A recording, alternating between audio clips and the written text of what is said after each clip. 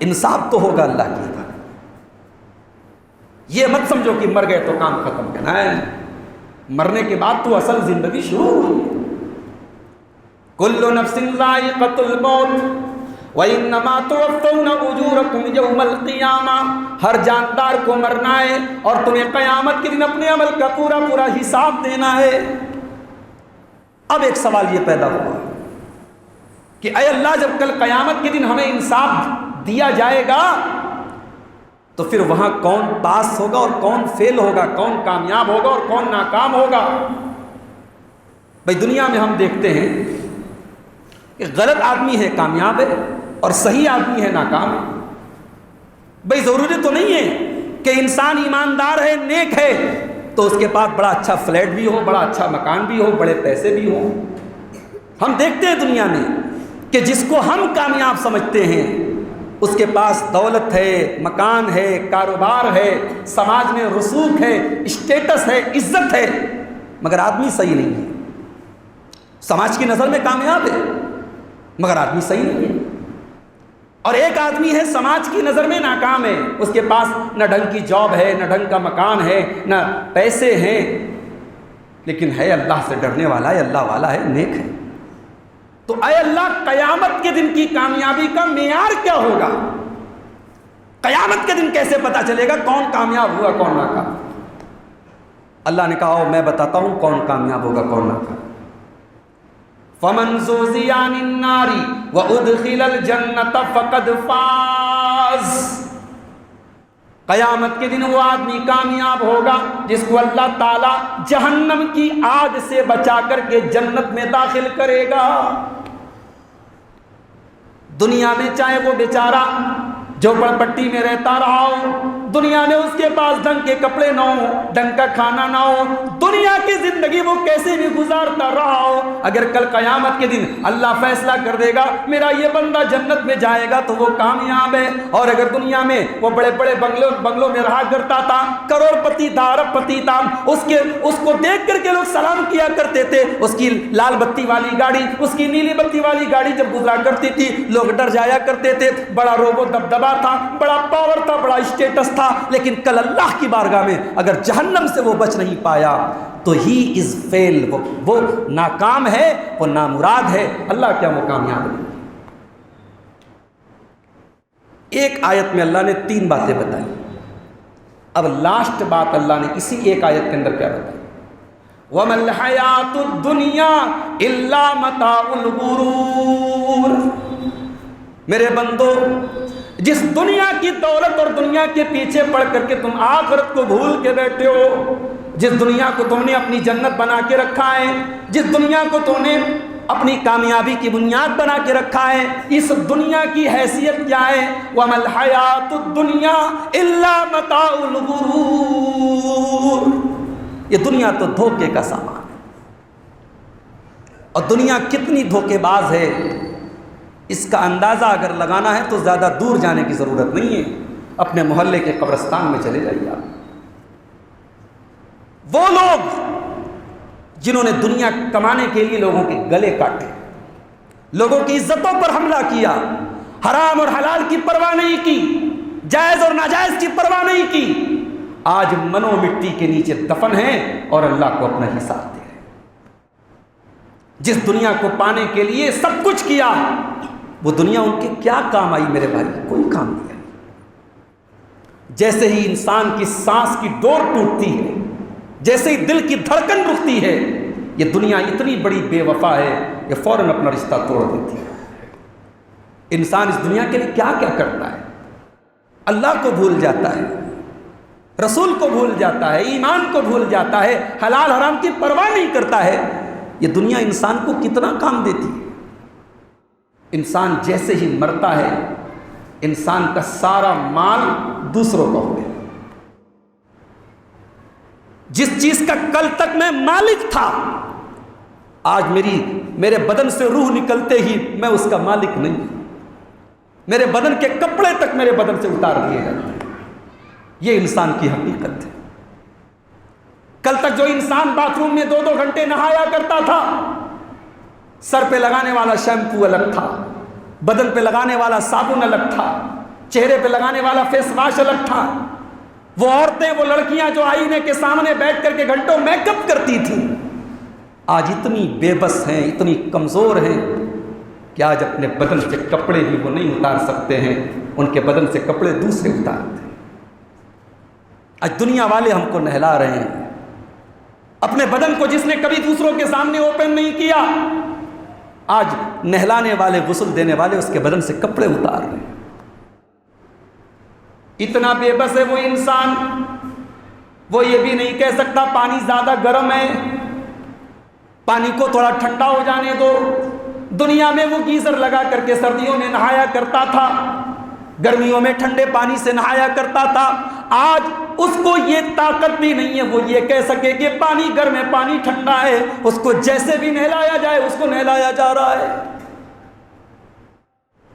اس لائق بھی نہیں ہے کہ اپنے منہ میں وہ پانی ڈال کر کے کلی کر سکے، اپنے ناک میں پانی ڈال سکے، آج اس کی ناک میں انگلی ڈال کر کے، یہاں تک کہ اس کے بدن پہ اگر گندگی لگی ہے تو اپنے ہاتھ میں دستانے یا روئی وغیرہ پہن کر کے اس کے بدن کی گندگی کو دور کیا جاتا ہے۔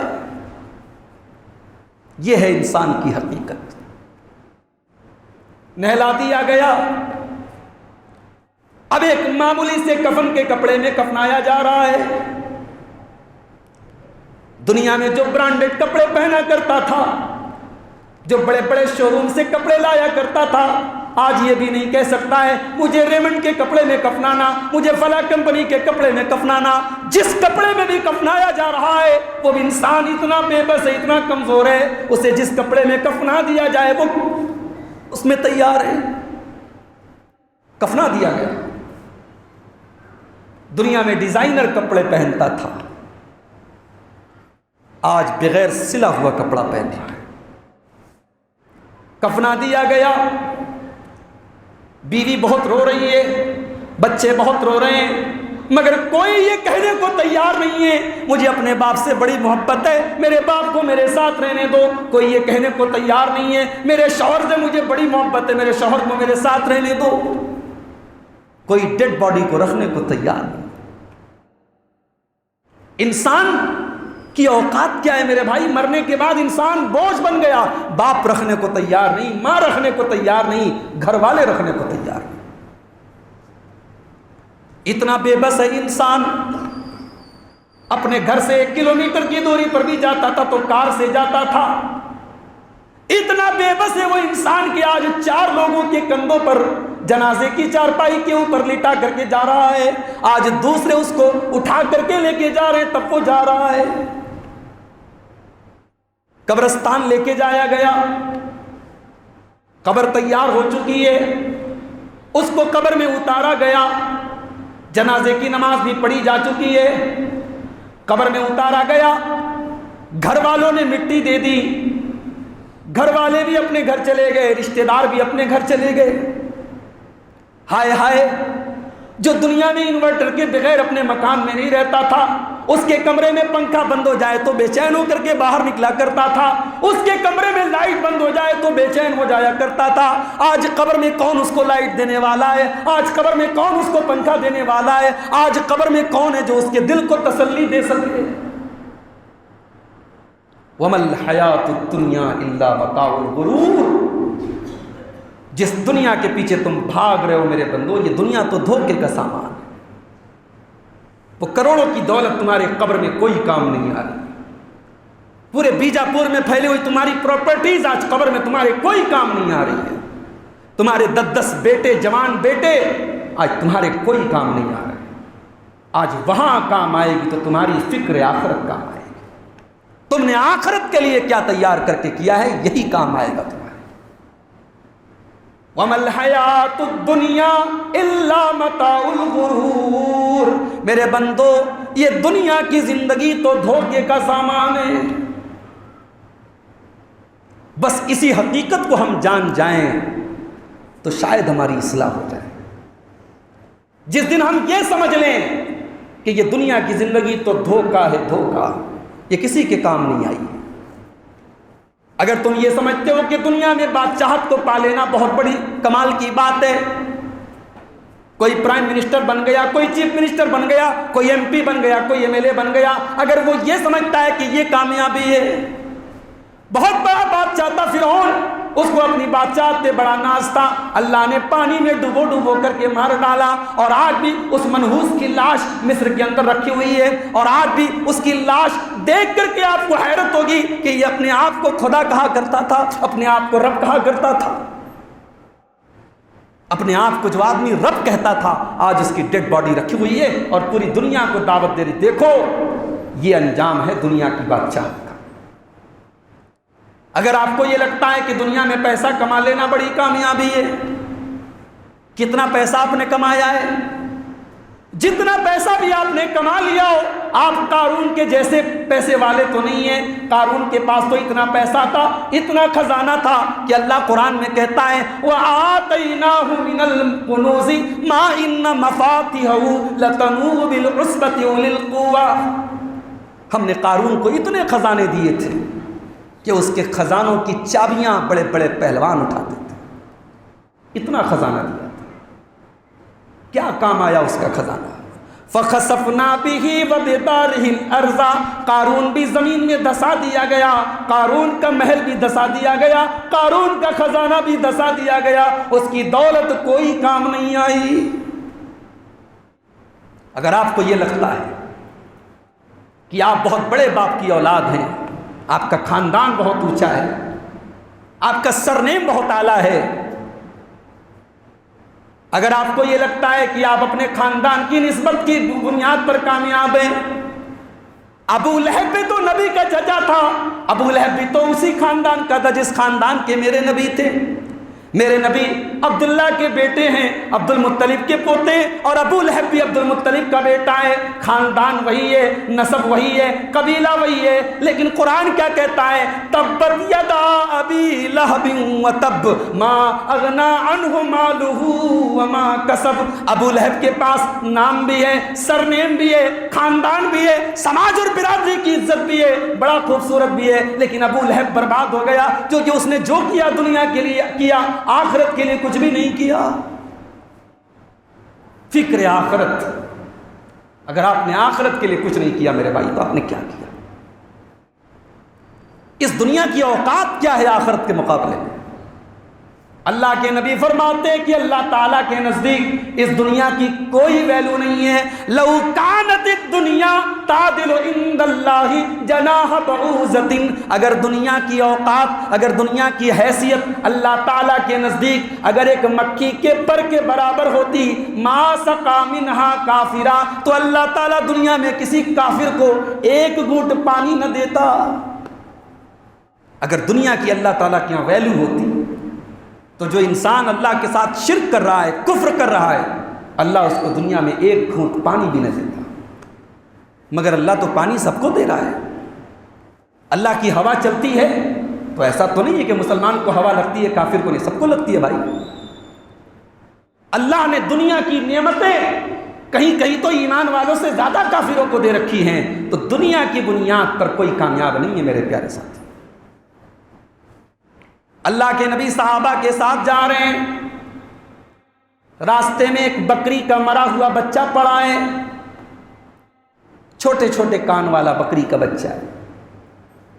اللہ کے نبی صحابہ سے کہتے ہیں من یشتری منی بدرہم، اے میرے صحابہ یہ بکری کا مرا ہوا بچہ کون ایک درہم میں خریدے گا؟ صحابہ نے کہا اللہ کے رسول یہ تو زندہ ہوتا تب بھی ہم نہ خریدتے، یہ عیب دار ہے ہمارے نزدیک، چھوٹے چھوٹے کان والا ہے، اور یہ تو مر چکا ہے، مردار ہے، اس کو ایک درہم میں کون خریدے گا؟ نبی اکرم نے اس بکری کے بچے کی طرف اشارہ کر کے فرمایا اے میرے صحابہ للدنیا احبر علی اللہ من ذالک، تمہاری نظر میں یہ مرا ہوا بکری کا بچہ جتنا حقیر ہے، اللہ کی نظر میں دنیا اس سے بھی زیادہ حقیر ہے۔ جس دنیا کے لیے ہم مارے مارے پھرتے ہیں اس دنیا کی اللہ کے نزدیک کیا ویلیو ہے میرے بھائی؟ دنیا کا آرام پانے کے لیے ہم حرام کھائیں اور حرام کمائیں، دنیا کے سکون کے لیے ہم آخرت کے سکون کو برباد کر دیں، ہم سے بڑا نادان کون ہوگا؟ اسی لیے جمعہ کی نماز میں امام صاحب جب سورہ اعلیٰ پڑھتے ہیں تو ہر جمعہ کو یہ پیغام آپ کو سنایا جاتا ہے، بل تؤثرون الحیات الدنیا، میرے بندو تم دنیا کی زندگی کو پریفر کرتے ہو، تم دنیا کی زندگی کو ترجیح دیتے ہو، والآخرۃ خیر وابقی، جبکہ آخرت کی زندگی زیادہ بہتر اور زیادہ باقی رہنے والی ہے۔ اصل زندگی تو وہ ہے، اس کے لیے کیوں نہیں تیاری کرتے؟ اور اگر آپ کو کمپیئر کرنا ہو دنیا اور آخرت کی زندگی تو آئیے ایک حدیث آپ کے سامنے پیش کرتا ہوں کہ دنیا اور آخرت کی زندگی کے درمیان کیا کمپیریزن ہے، کیا مقابلہ ہے۔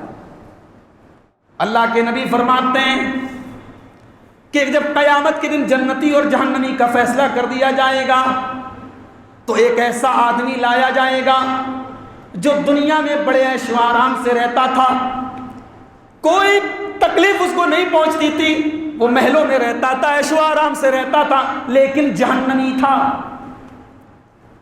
اللہ تبارک و تعالی اس کو ایک پل کے لیے جہنم میں ڈالے گا، ایک پل کے لیے۔ یہ پل کا لفظ بھی میں آپ کو سمجھانے کے لیے کہہ رہا ہوں، ورنہ حدیث میں کیا لفظ ہے، یسبغ سبغۃ فی النار، اس کو جہنم میں ڈال کر کے فوراً نکال دیا جائے۔ کبھی آپ نے مارکیٹ میں دیکھا ہوگا جو دوپٹہ وغیرہ جہاں پہ کلر ہوتا ہے، ڈائی ہوتا ہے، تو وہ دوپٹے کو کیا کرتے، کلر میں ڈالتے فوراً نکال دیتے۔ اللہ کے نبی نے کہا اس کو جہنم میں ڈالا جائے گا، نکال لیا جائے، ایک مومنٹ کے لیے، ایک لمحے کے لیے۔ جہنم سے نکالنے کے بعد اس انسان سے اللہ پوچھے گا، هل رأیت خیرا قط، اے میرے بندے یہ بتا کیا تو نے اپنی زندگی میں کبھی کوئی خوشی دیکھی، کبھی کوئی سکھ دیکھا، کبھی کوئی آرام دیکھا، کبھی کوئی چین دیکھا؟ جس کی ساری زندگی عیش و آرام سے گزری تھی، جس نے دنیا میں کبھی کوئی تکلیف نہیں دیکھی، ایک پل جہنم میں ڈالے جانے کے بعد کیا کہے گا، اے اللہ ما رأیت خیرا قط، میں نے دنیا میں کبھی کوئی بھلائی نہیں دیکھی، میری تو ساری زندگی تکلیفوں میں گزری ہے، پریشانیوں میں گزری ہے، دکھ اور پریشانی میں گزری ہے، میں نے کبھی کوئی سکھ نہیں دیکھا، کوئی اچھائی نہیں دیکھی۔